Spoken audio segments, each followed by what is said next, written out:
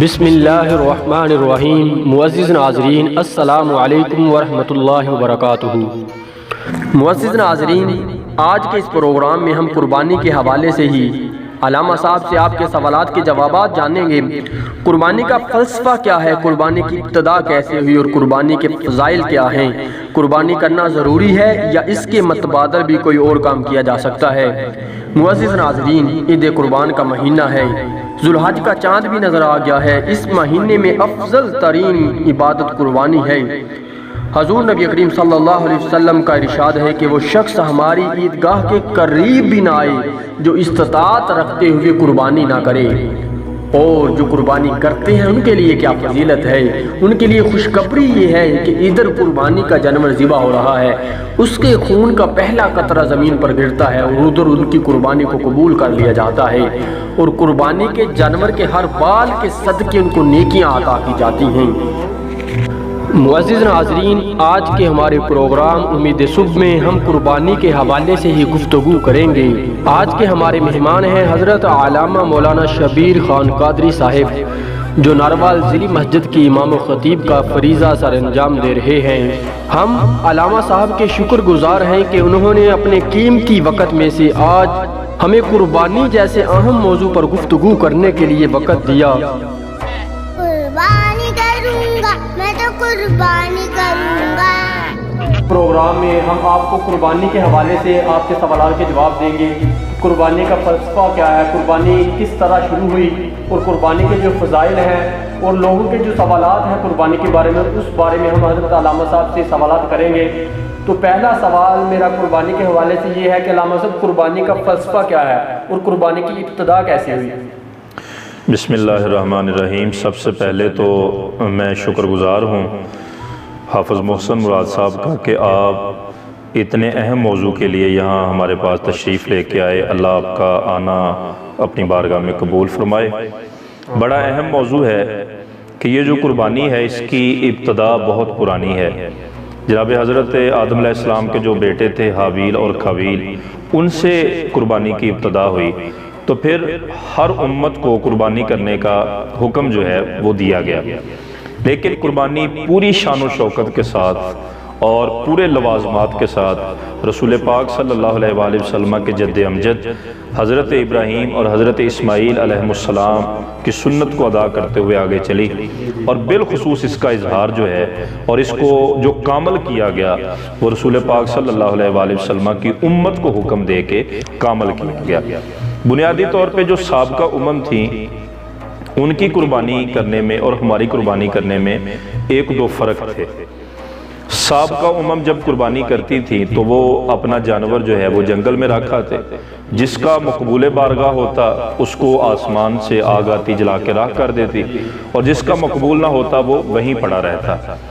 اس پہ ایک تو وہ جو جانور تھا قیمتی ہوتا وہ وہیں پڑا رہتا اور قربانی کرنے والے کے کسی کام نہ آتا، لیکن رسول عربی صلی اللہ علیہ وآلہ وسلم کی امت پہ اللہ نے احسان فرمایا کہ ہم پیسے خرچ کرتے ہیں، جانور خریدتے ہیں، اس کی قربانی کرتے ہیں، اور اس کے بعد گوشت ہم کھاتے ہیں، ہمارے بچے کھاتے ہیں، اور اللہ اس کا اجر بھی ہمیں آخرت میں عطا فرماتا ہے۔ اور دوسرا یہ ہے کہ اس میں ہمارا جو عیب ہے یا ہمارا پردہ ہے وہ رکھا جاتا ہے۔ سابقہ امم جب قربانی کرتی اگر تو آگ جلا کے راکھ کر دیتی تو پھر تو لوگ واہ واہ کرتے کہ واہ جی تمہاری قربانی قبول ہو گئی ہے، اور اگر کسی کی خدا نہ خواستہ مقبول نہ ہوتی اور اس کو آگ آ کے نہ جلاتی تو وہ شرمندہ ہوتا۔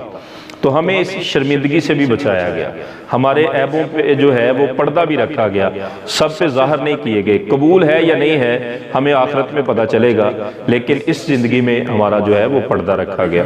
دوسرا علامہ صاحب، لوگ اکثر یہ سوال کرتے ہیں کہ قربانی کا جو گوشت ہے وہ کیا ہم سارا کا سارا گھر میں رکھ سکتے ہیں یا اپنے رشتہ داروں کو تقسیم کر دیں باقی خود رکھ لیں؟ اس کا دین میں کیا فلسفہ ہے اور کس طرح اس کی تقسیم ہونی چاہیے؟ اصل میں تو یہ جو قربانی کرنے کا حکم ہے اس کا بنیادی مقصد یہ ہے کہ وہ غریب الغربا جو سارا سال گوشت نہیں کھا سکتے ان تک جو ہے وہ گوشت پہنچے، اور وہ بھی اللہ کی اس نعمت سے جو ہے وہ لطف اندوز ہوں۔ لیکن یہاں ایک سمجھنے کی بات یہ ہے کہ یہ صرف ایک مستحب عمل ہے، قربانی کے گوشت کے 3 حصے کرنا۔ اگر کسی شخص کی فیملی زیادہ ہے، قبیلہ زیادہ ہے، بچے زیادہ ہیں، اور قربانی کا گوشت 10 یا 15 کلو بنتا ہے، وہ اگر سارا کا سارا اپنے لیے بھی رکھ لے تو وہ بھی جائز ہے۔ اور یہ جو دوسری بات کہی جاتی ہے کہ محرم سے پہلے گوشت جو ہے وہ ختم کر دینا چاہیے، قربانی کا نہیں کھانا چاہیے، ایسی کوئی بات نہیں ہے۔ قربانی کا گوشت محرم تک بھی کھایا جا سکتا ہے اور سارا کا سارا گھر میں بھی رکھا جا سکتا ہے اگر آپ کے بچے اور جو قبیلہ جو ہے وہ زیادہ ہے۔ علامہ صاحب ایک اور سوال اکثر یہ لوگ پوچھتے ہیں کہ حضور صلی اللہ علیہ وسلم نے کس جانور کی قربانی کی، اور آپ صلی اللہ علیہ وسلم اپنی زندگی میں کتنی قربانیاں کرتے تھے، اور کس کس جانور کی قربانی جائز ہے؟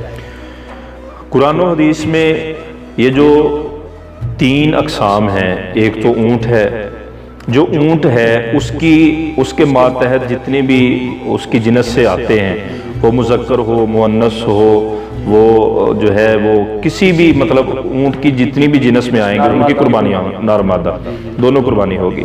اس کے بعد گائے ہے، تو اونٹ کی جو قربانی ہے اس میں حصے کتنے ہوتے ہیں؟ اس میں تو 7 حصے ہوتے ہیں، بڑی قربانی میں 7 حصے ہوتے ہیں۔ تو جو گائے ہے، اب گائے کی جتنی بھی اقسام ہیں آگے، جیسے بھینس ہے اور گائے کا نر یا مادہ ہے، یہ جو جانور ہیں ایک تو ان کی عمر کے بارے میں اور ایک حصوں کے بارے میں، کہ یہ جو اونٹ ہے یا گائے ہے اس کے اندر 7 حصے ہوتے ہیں، 7 لوگ جو ہے اس میں شامل ہو کے قربانی کر سکتے ہیں۔ اور یہ جو بکرا ہے یا بکری ہے یا دمبا ہے، ان کی یہ صرف ایک ہی شخص کی طرف سے قربانی کیا جا سکتا ہے۔ اب ان کی عمروں کے بارے میں ہمارے ہاں ایک غلط فہمی پائی جاتی ہے، وہ لوگ یہ سمجھتے ہیں کہ شاید ان کا دوندہ لگنا، ان کے دانت ٹوٹنا جو ہے وہ ضروری ہے، حالانکہ دوندہ لگنا ضروری نہیں ہے۔ اونٹ کے 5 سال پورے ہونا ضروری ہیں اور گائے کے 2 سال پورے ہونا ضروری ہیں، اور بکرا اور یا دمبا جو ہے اس کا 1 سال پورا ہونا ضروری ہے۔ اگر آپ ایسے کریں کہ اونٹ کی جو عمر ہے وہ 5 سال سے جو ہے کچھ دن کم ہے لیکن وہ دوندہ لگ گیا ہے تو اس کی قربانی نہیں لگے گی۔ گائے کی عمر 2 سال سے 2-4 دن کم ہے لیکن دوندہ وہ لگ گئی ہے تو اس کی بھی قربانی نہیں لگے گی۔ اس حوالے سے علامہ صاحب اگر ہم منڈی سے جانور خرید رہے ہیں، اگر وہ جھوٹ بولتے ہیں ہم سے کہ یہ 5 سال کا پورا ہو گیا یا گائے 2 سال کی ہو گئی، ہمیں تو پھر پتہ نہیں چلے گا کہ وہ کس۔ یہ دوندہ لگنا صرف ایک آئیڈیا ہے، صرف ایک آئیڈیا ہے کہ اونٹ جو ہے عموماً 5 سال کا دوندہ لگتا ہے، گائے عموماً 2 سال کی دوندہ لگتی ہے، اور بکرا جو ہے وہ عموماً 1 سال کا دوندہ لگتا ہے۔ یہ صرف ایک آئیڈیا ہے، لیکن بنیادی طور پہ مسئلہ ذہن میں رکھیں کہ ان کی عمریں جو ہیں، ان کے دن سال پورے ہونا ضروری ہے، دوندہ لگنا ضروری نہیں ہوتا۔ تو حضور نبی کریم صلی اللہ علیہ وسلم اپنی زندگی میں کس جانور کی قربانی زیادہ کیا کرتے تھے؟ رسول پاک صلی اللہ علیہ وآلہ وسلم اپنی حیات طیبہ میں آپ نے جو ہے وہ اونٹ کی قربانی کی ہے، اور آپ کا جو ایک طریقہ تھا وہ بڑا خوبصورت تھا کہ آپ اپنی طرف سے بھی قربانی دیتے تھے اور آپ اپنی امت کے جو مسکین لوگ ہیں، غریب لوگ ہیں، ان کی طرف سے بھی قربانی دیتے تھے۔ اور حضرت علی رضی اللہ تعالیٰ عنہ بھی اس کے بعد 2 قربانیاں دیا کرتے تھے ہمیشہ، ایک اپنی طرف سے اور ایک رسول پاک صلی اللہ علیہ وآلہ وسلم کی طرف سے۔ علامہ صاحب سوشل میڈیا پر ہم یہ پوسٹیں بھی دیکھتے ہیں اور لوگ سوالات بھی کرتے ہیں کہ بندہ قربانی نہ کرے، جو قربانی کے پیسے ہیں ان پیسوں سے کسی غریب کی مدد کر دی جائے، کسی غریب کی بیٹی کی شادی کر دی جائے، کیا یہ باتیں ٹھیک ہیں؟ اگر نہیں ٹھیک تو اس طرح کی گفتگو کرنا جائز ہے؟ اس بارے میں قرآن و حدیث کے جو احکامات ہیں وہ بڑے واضح ہیں۔ سب سے پہلے تو ذہن میں رکھیں کہ جو حقوق اللہ ہیں وہ حقوق العباد پہ مقدم ہیں، اور قربانی کرنا یہ حقوق اللہ میں شامل ہے۔ یعنی اگر ایک طرف اللہ کا حق ہو، ایک طرف مخلوق کا حق ہو، تو سب سے پہلے ہم اللہ کا حق ادا کریں گے، اور چونکہ ہم نے صرف اللہ کے حکم کو فالو کرنا ہے۔ اب اللہ کا یہ حکم ہے کہ عید کے جو دن ہیں ان 3 دنوں میں قربانی کی جائے، تو قربانی کرنے کے بعد، واجب ادا کرنے کے بعد اگر آپ کے پاس پیسے ہیں تو آپ غریب کی مدد بھی کر سکتے ہیں، اس میں کوئی مسئلہ نہیں ہے۔ اب یہ دیکھیں کہ ہم نے دین کا مطلب ہی یہ ہوتا ہے کہ اپنی عقل استعمال نہیں کرنی ہوتی، عقل کو اللہ رسول کی جو تعلیمات ہیں اس کے تابع کرنا ہوتا ہے۔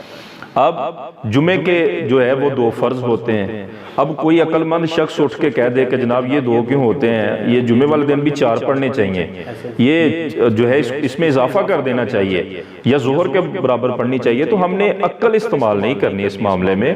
جو اللہ کا حکم ہے ہم نے اس کو ماننا ہے. اللہ کا حکم ہے کہ عید کے جو دن ہیں ان دنوں میں میری راہ میں جانور ذبح کیا جائے، اور حضور بھی فرماتے ہیں کہ عید الاضحیٰ کے دن سب سے زیادہ پسند جو ابن آدم کا عمل ہے وہ اللہ کو جانور اس کی راہ میں ذبح کرنا ہے. علامہ صاحب ایک اور سوال ہے کہ لوگ اکثر یہ کہتے ہیں کہ قربانی 7 واجب ہوتی ہیں، کیا 7 سے اسلام میں یہ ہے کہ 7 قربانی ہیں یا اس سے زیادہ بھی دی جا سکتی ہیں؟ اس کے بارے میں کیا نہیں، قربانی کے یہ جو طریقہ ہمارے ہاں بنا ہوا ہے کہ میں نے ماں کے نام کی 7 پوری کرنی ہے یا باپ کے نام کی 7 پوری کرنی ہے، وہ میں نے پہلے بھی بتایا ہے کہ ہم اپنا واجب ادا نہیں کرتے اور بیٹے کی ساری عمر گزر جاتی ہے کہ میں نے 7 ماں کے نام کی پوری کرنی ہے، 7 باپ کے نام کی کرنی ہے. یعنی کہ 7 والا فلسفہ کوئی فلسفہ نہیں ہے. صرف جو بندہ صاحب نصاب ہے، صاحب استطاعت ہے، اور جس سال وہ صاحب استطاعت ہے اس سال اس نے قربانی جو ہے وہ کرنی ہے. معزز ناظرین، علامہ صاحب سے ہماری قربانی کے حوالے سے گفتگو بہت اچھی رہی. ناظرین، قربانی حضرت ابراہیم کی بہت بڑی سنت ہے. ابراہیم خلیل اللہ بورے ہیں، اولاد نہیں ہے. اللہ سے دعا کی، اللہ رب العزت نے اولاد نرینہ عطا کی. پہلے بھی ایک امتحان تھا، قربانی تھی کہ بورے ہو چکے ہیں لیکن اولاد نہیں ہے. اب اولاد ملی، حضرت اسماعیل کی صورت میں نورانی اولاد ملی. پھر ایک نیا امتحان شروع ہوا، ایک اور قربانی مانگ لی کہ اس بچے کو کسی ایسی جگہ چھوڑ کے آؤ جہاں ویرانی ہو، عبادی نہ ہو، جنگل ہو، شہر نہ ہو. بہت بڑی قربانی تھی. خلیل اللہ اس قربانی میں بھی کامیاب ہوئے. پھر ایک اور امتحان شروع ہوا. مسلسل 3 رات خواب دیکھا کہ محبوب ترین چیز اللہ کی راہ میں قربان کرو. ابراہیم علیہ السلام نے اونٹ ذبح کیا، گائے ذبح کی، بکرا ذبح کیا، لیکن خواب مسلسل دیکھا کہ محبوب ترین چیز کو اللہ کی راہ میں پیش کرو. پھر حضرت اسماعیل کو لے کر گئے. پھر حضرت اسماعیل کو قربان کرنے لگے تو ان کی جگہ اللہ رب العزت نے ایک دھمبا بھیج دیا، اور یوں قربانی کا ایک نیا تصور سامنے آیا. ایک نئے طریقے سے مسلمانوں کے لیے اس کو سنت بنا دیا گیا کہ حج کے موقع پر قربانی کرنا واجب ہے اور حضرت ابراہیم علیہ السلام کی سنت ہے.